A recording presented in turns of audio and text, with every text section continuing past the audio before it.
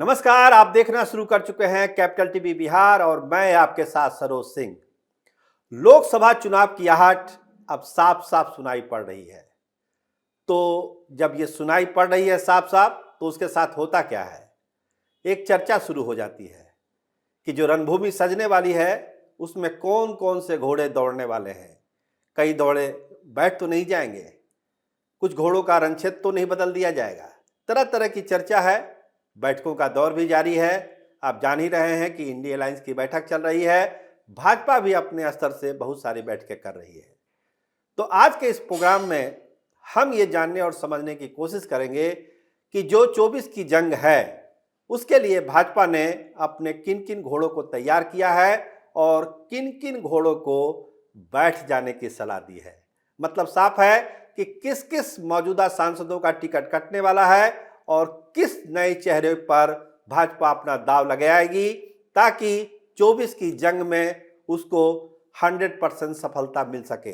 देखिए, 19 की जो लड़ाई हुई थी उसमें भाजपा का सक्सेस रेट 100% था। मतलब 17 सीटों पर भाजपा लड़ी तो 17 सीटों पर उसको जीत हासिल हुई है। एक अनुमान है कि 30 सीटों पर भाजपा लड़ेगी, तो इसका साफ मतलब है कि 13 नए चेहरे, 13 नई रणभूमि भाजपा के लिए तैयार है और उन 13 सीटों पर नए चेहरे भाजपा उतारने जा रही है। देखिए, भाजपा कोशिश में है कि इस बार जो लड़ाई हो वो ऐसे लोगों के साथ हो, ऐसे घोड़े के साथ हम करें जो लंबी दूरी तय कर सकते हैं। शॉर्ट टर्म प्लान में भाजपा नहीं है। भाजपा सीटों के बंटवारे को लेकर पिछले हफ्ता ही बैठक करने वाली थी दिल्ली में, लेकिन 5 राज्यों के जो नतीजे आए, फिर जो सीएम बनना था, मंत्रिमंडल का विस्तार था, इसको लेकर बैठक चलती रही। तो कल दोपहर सम्राट चौधरी, दिशु भाई गए दिल्ली। बैठक में उनको भाग लेना था। विनोद तावड़े तो दिल्ली में थे ही। तो बिहार की जो कोर टीम है वो दिल्ली में है और उसकी बैठक लगातार चल रही है। कल भी एक बैठक अमित शाह ने ली और उसमें जो सांसद थे उनसे राय मशवरा किया कि 24 की लड़ाई हमको बिहार में कैसी लड़नी है। तो उस बैठक में बहुत सारी चीज़ें सामने आई हैं। कुछ बातें हम आपको इस प्रोग्राम में भी बताएंगे कि क्या क्या उसका लब्बो लुबाब है। लेकिन हम बात शुरू करते हैं जो मोटे तौर पर तय हुआ है कि किन घोड़ों को विराम देना है। मतलब किन सांसदों का टिकट इस बार काट देना है और उनको कोई दूसरी जिम्मेदारी देनी है। तो हम शुरुआत करेंगे पटना साहिब सीट से, जहां पे रविशंकर प्रसाद मौजूदा सांसद हैं और बताया ये जा रहा है कि इस बार उनका टिकट नहीं मिलने वाला है। उनके जगह पर ऋतुराज सिन्हा को चुनाव मैदान में उतारा जाएगा। देखिए, ऋतुराज सिन्हा की जो सांगठनिक क्षमता है, उनके जो रिसोर्सेस हैं और भाजपा के लिए उनका जो काम है वो आला कमान को सूट कर रहा है। भाजपा की जो तैयारियों में जो वो सहयोग करते हैं उसमें भी लेकर भी भाजपा आला कमान उनसे खुश है और पटना की सीट इस बार वो चाहती है कि ऋतुराज सिन्हा को ही दिया जाए और यहाँ से एक बड़ी जीत हासिल की जाए पटना साहिब से। तो रविशंकर प्रसाद का टिकट इस बार कटना लगभग तय माना जा रहा है। इसके अलावा हम फिर बात करेंगे दरभंगा की, गोपाल जी ठाकुर।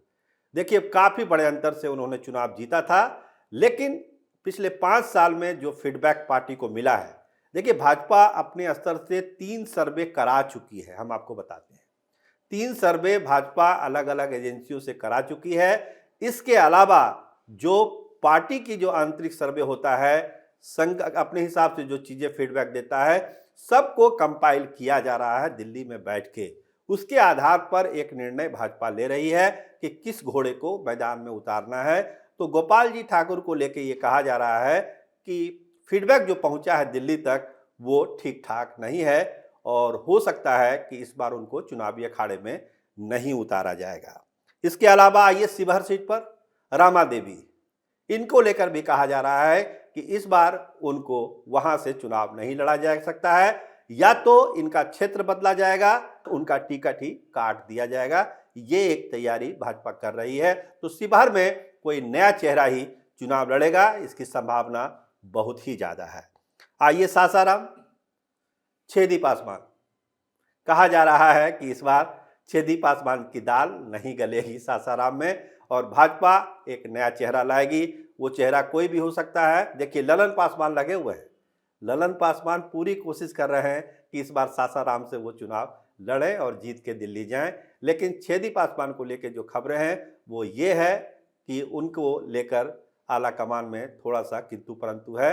ललन पासवान अपनी कोशिश कर रहे हैं, कितना सफल होंगे उन पर निर्भर करता है, लेकिन छेदी पासवान को लेकर अगर मगर आला कमान के नेतृत्व में लग चुका है।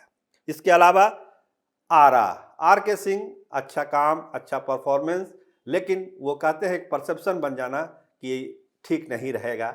वो कहानी आर के सिंह के साथ दोहराई जा रही है और बताया जा रहा है कि किसी भोजपुरी स्टार को वहां से चुनाव लड़ाया जा सकता है। पवन सिंह का नाम आते रहता है, हम अंदर की बात के प्रोग्राम में भी आपको बता चुके थे कि पवन सिंह वहां से लगे हुए हैं कि वहां से वो चुनाव लड़े। तो आर के सिंह के टिकट पर थोड़ा सा संशय बन गया है कि उनको टिकट मिलेगा या नहीं मिलेगा। इसके अलावा और कौन सी सीटें हैं?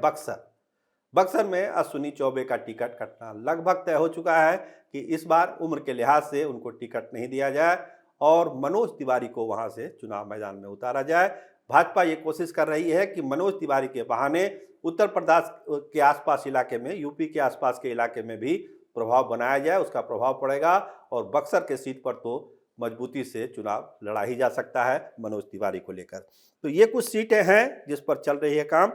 तो मोटे तौर पर भाजपा ये मान चुकी है कि कम से कम 6 सांसदों का टिकट इस बार काट दिया जाए, कुछ के सीट बदले जाएं और 13 जो नई सीट भाजपा चुनाव लड़ने वाली है वहां पर ऐसे लोगों को चुनाव मैदान में उतारा जाए जो लंबी पारी खेल सके।